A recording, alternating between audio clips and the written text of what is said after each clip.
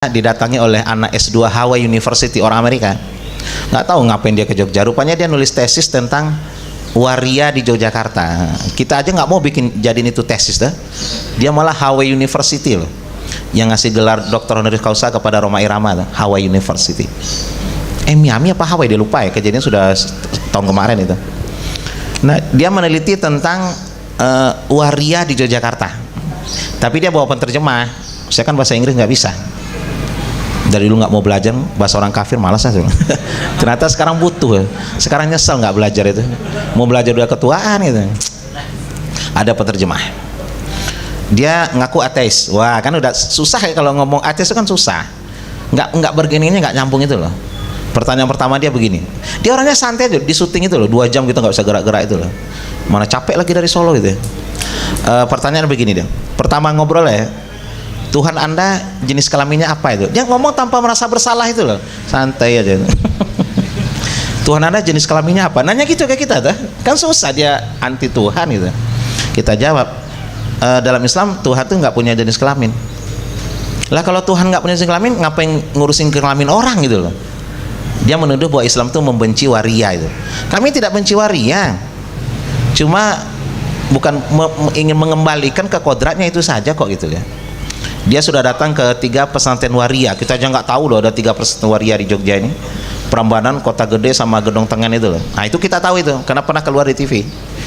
Tapi kalau yang 2 lagi kan kita nggak pernah ke sono tuh, nanti malah dipukulin lagi, nakal repot gitu. Nanti kita balas lagi mukulnya. Nah, kita nggak bergaining, kita nggak sama dalam keimanan, susah ngomongnya gitu. Dia senaknya aja menghina Tuhan seperti itu. Lalu dia bilang gini, dia akan bicara tentang waria. Bagi kami seks itu is fun gitu loh. Bagi kami seks itu is fun gitu. Maksudnya untuk main-main aja gitu. Saya pikir fun tuh kipas gitu. Fun ya, kipas. Rupanya fun tuh senang gitu. Kami bagi sektanya untuk senang-senang saja. Kami akan melakukan dengan orang yang kami suka gitu loh. Oh kami beda, kami nggak mau melakukan itu kecuali yang sah itu, kepada pasangan yang sah, dan itu hanya untuk keturunan. Bagaimana kalau nggak pengen punya keturunan? Diputer-puter loh tak saya itu. Bagaimana kalau nggak pengen keturunan gitu? Atau istrinya sakit nggak bisa melahirkan gitu. Jadi memang bergaining ngomong sama orang kafir tuh susah ya. Susah kalau kita nggak kuat-kuat, ini berat ya. Ya suka kayaknya ngomong kayak begitu aja itu loh. Nah dia heran kenapa orang Islam bisa setia dengan hanya berhubungan seksual dengan satu pasangan gitu ya. Kalau kami orang Barat nggak bisa, istri itu satu tapi selingkuhannya banyak gitu ya. Yang istrinya juga begitu, sering begitu juga. Mereka nggak punya komitmen dalam itu gitu.